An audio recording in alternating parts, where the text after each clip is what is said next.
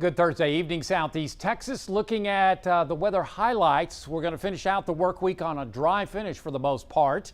Can't rule out an isolated storm on Friday. Increasing rain chances as we coast through the weekend. It looks like Sunday through about Tuesday of next week, looking fairly wet across the area before we finish out late next week and the following weekend on a dry note. As we take a look at your outdoor forecast tomorrow, only isolated storms both in the Triangle and the Lakes. Highs will be around 90 with low to mid 90s as far as the heat index tomorrow. The UV index will be around 10, which is very high. In the upper levels, we're watching a ridge of high pressure build over our area that's inducing westerly and northwesterly winds aloft.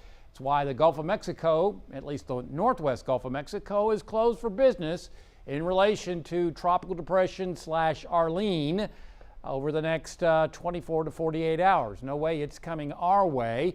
In fact, it is expected to become Arlene as we tape this. It's got winds of 35 miles an hour and certainly no issues for us. It's expected to sink on down to the south, become Arlene either tonight or tomorrow, and then weaken and dissipate as we head towards Sunday. In and around the western tip of Cuba. But again, a northerly flow aloft, keeping things closed in the northern Gulf of Mexico.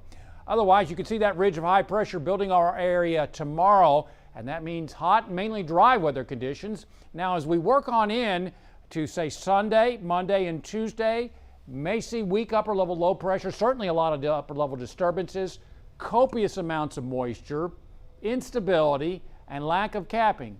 Could give us scattered, possibly numerous showers and thunderstorms between Sunday and Tuesday of next week before things start drying out late next week. So this evening, I think this is overdone, but we do expect maybe isolated to maybe a 20% coverage of evening showers and storms. Those dissipate, and we'll see decreasing cloudiness as low temperatures fall into the middle to upper 60s. Could see some patchy fog in the morning. Then tomorrow, looking at high temperatures, around 90 to the lower 90s with an isolated late day shower or storm. On the Gulf of Mexico, mostly smooth sailing, around a foot expected. We'll see northeast and southeast winds at 5 to 10 knots, water temperature 84. High tide tomorrow afternoon, shortly before 1 p.m. at Sabine Pass. So a 10, maybe 20% coverage of evening showers and storms.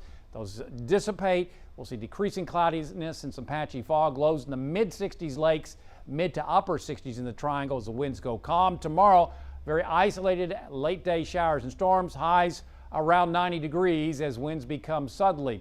So again, a dry finish, a keeper on Friday. Saturday is the better of the 2 days this weekend with a 20% coverage, lower 90s.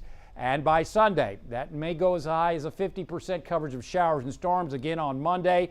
Pretty good chance on Tuesday. Now, as we head on into Wednesday and Thursday, rain chances begin going down, a 20 to 30% coverage.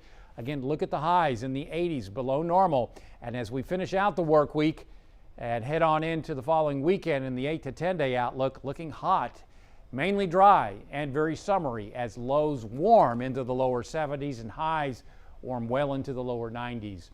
Download our app. Follow us on Facebook and Twitter. And as always, there's more weather at 12newsnow.com.